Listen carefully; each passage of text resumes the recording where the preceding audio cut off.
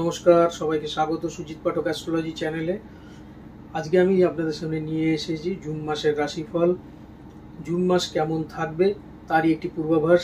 আজকে যে রাশিটি নিয়ে আমি আলোচনা করব সেটি হচ্ছে মীন রাশি। মীন রাশির জাতক ও জাতিকারা কেমন ফল পাবেন সেটি জানবার আগে জেনে নেব জুন মাসে গোচর কি বলছে। বুধ, রবি, বৃহস্পতি এবং শুক্র অবস্থান করছে বৃষ রাশিতে, কন্যা রাশিতে অবস্থান করছে কেতু, কুম্ভ রাশিতে অবস্থান করছে শনি এবং মীন রাশিতে অবস্থান করছে মঙ্গল ও রাহু।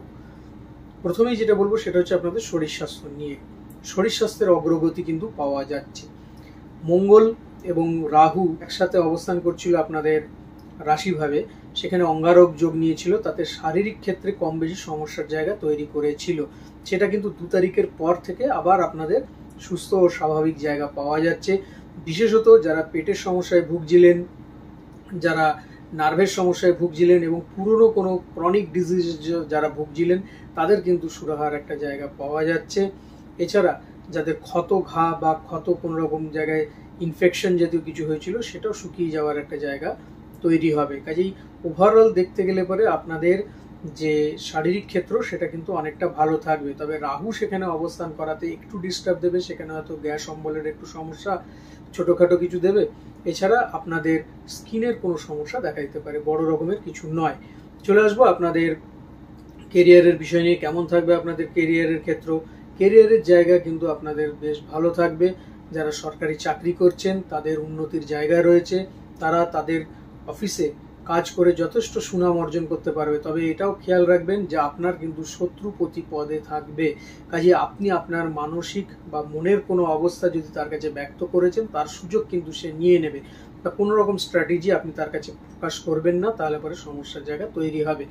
যারা সরকারি চাকরি ব্যতীত বেসরকারি চাকরিতে রয়েছেন তাদের ক্ষেত্রেও কিন্তু বেশ ভালো জায়গায় রয়েছে, এবং সেক্ষেত্রেও কিন্তু একই কথা যে আপনি আপনার কর্মের যে স্ট্র্যাটেজি সেটা কিন্তু আপনার পাশের টেবিলের কাউকে জানাবেন না। যারা টার্গেট বেসিস কাজ করছেন প্রাইভেট সেক্টরে তাদের টার্গেট ফুলফিল হবে এই জুন মাসে, এবং তারা কিন্তু সুন্দরভাবে কর্মক্ষেত্রে এগিয়ে যেতে পারবে। যারা ব্যবসা করছেন তাদের ক্ষেত্রে বলবো ব্যবসা ক্ষেত্রে গুপ্ত শত্রু থেকে একটু সাবধান থাকবেন, কেননা কোনো না কোনো সমস্যা কিন্তু এনে দেবে।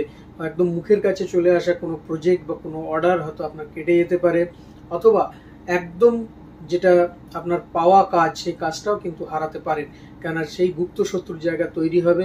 এই ক্ষেত্রেও আপনাকে বলবো যে আপনার বিজনেস স্ট্র্যাটেজি কাউকে আপনি জানাবেন না, বা কি করতে চলেছেন আগামীতে সেটাও কাউকে বলবেন না। চুপচাপ করুন, কাজ হয়ে গেলে পরে সবাই এমনিই জেনে যাবে।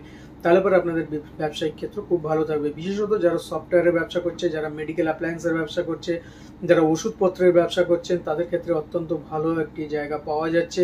যারা ইলেকট্রনিক্সের ব্যবসা করছে, যারা বইপত্র অর্থাৎ একাডেমিক পার্টের যেসব জিনিসপত্র আছে সেসবের ব্যবসা করছেন তাদের ক্ষেত্রে কিন্তু খুব ভালো একটা জায়গা পাওয়া যাচ্ছে। আপনারা এগিয়ে যান, অবশ্যই সেক্ষেত্রেও ভালো হবে।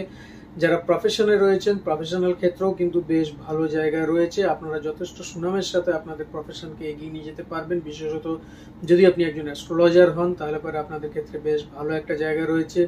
এছাড়াও যদি আপনি জীবন বীমার সাথে যুক্ত থাকেন তাহলে পরে খুব ভালো একটি জায়গা রয়েছে, বা মিউচুয়াল ফান্ডের সাথে যুক্ত থাকলে পরে। এছাড়া যদি আপনি একজন ব্রোকার হন, ব্রোকারেজ ক্ষেত্রেও আপনাদের বেশ ভালো জায়গা পাওয়া যাচ্ছে। ওভারঅল দেখতে গেলে পরে বেশ ভালো জায়গায় তৈরি হবে। চলে আসবো আপনাদের শিক্ষাক্ষেত্র নিয়ে। কেমন থাকবে আপনাদের শিক্ষাক্ষেত্র? চতুর্থভাবে মঙ্গলের দৃষ্টি রয়েছে। 2 তারিখের পর থেকে মঙ্গল যখন চলে আসবে তার স্বক্ষেত্রে, সেই সময় থেকে আপনাদের কম বেশি সমস্যার জায়গা তৈরি হবে। তবে 9 তারিখের পর থেকে আপনাদের আবার ধীরে ধীরে কনসেন্ট্রেশন লেভেল তৈরি হবে। চেষ্টা করুন সেটাকে সঠিকভাবে ইউটিলাইজ করবার, নাহলে পরে কিন্তু আপনি আপনার বিদ্যাক্ষেত্রে অমনোযোগিতার শিকার হবেন। কোনো রকমভাবে মনোযোগ আপনি দিতে পারবেন না।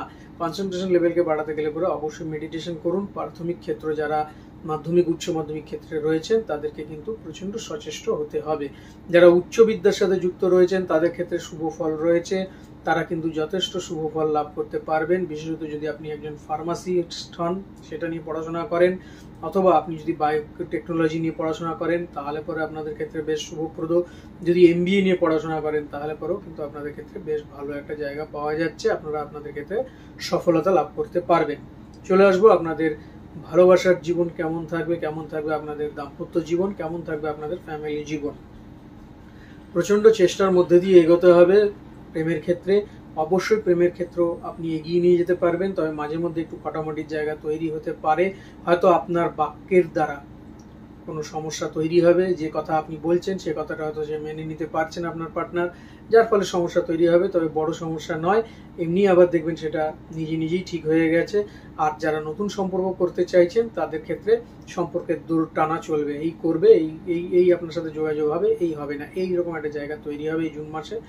তবে যারা বিবাহ ক্ষেত্রে অলরেডি প্রবেশ করে গেছেন তাদের ক্ষেত্রে বলবো বেশ ভালো একটা জায়গা রয়েছে। তবে কিছু সন্দেহবাদিকতা আপনার পার্টনারের তরফ থেকে আসতে পারে, সেক্ষেত্রে কিছু সমস্যা তৈরি হবে, একটু মনোমালিন্যের জায়গা তৈরি হবে। বড় রকমের কিছু নয়, ছোট ভ্রমণ হওয়ার জায়গা পাওয়া যাচ্ছে জুন মাসে। বেশ আনন্দময় ভ্রমণ হবে, পারিবারিক ভ্রমণ, তাতেও কিন্তু আনন্দ থাকবে। ওভারঅল দেখতে গেলে পরে যদি নিজেরা সঠিকভাবে মেনটেন করে চলেন এবং কনস্ট্রাকটিভ আলোচনার মধ্যে দিয়ে চলেন, তাহলে পরে কিন্তু আপনাদের দাম্পত্য জীবনের সুখ সমৃদ্ধময় ভরে যাবে, আপনারা সুন্দর ও স্বাভাবিকভাবে এগিয়ে যেতে পারবেন। চলে আসবো আপনাদের ফ্যামিলি জায়গা নিয়ে। কেমন থাকবে আপনাদের ফ্যামিলি ক্ষেত্র? ফ্যামিলি ক্ষেত্র বেশ শুভপ্রদ জায়গা রয়েছে। পিতা ও মাতার শরীর স্বাস্থ্যের সার্বিক উন্নতির জায়গা পাওয়া যাচ্ছে।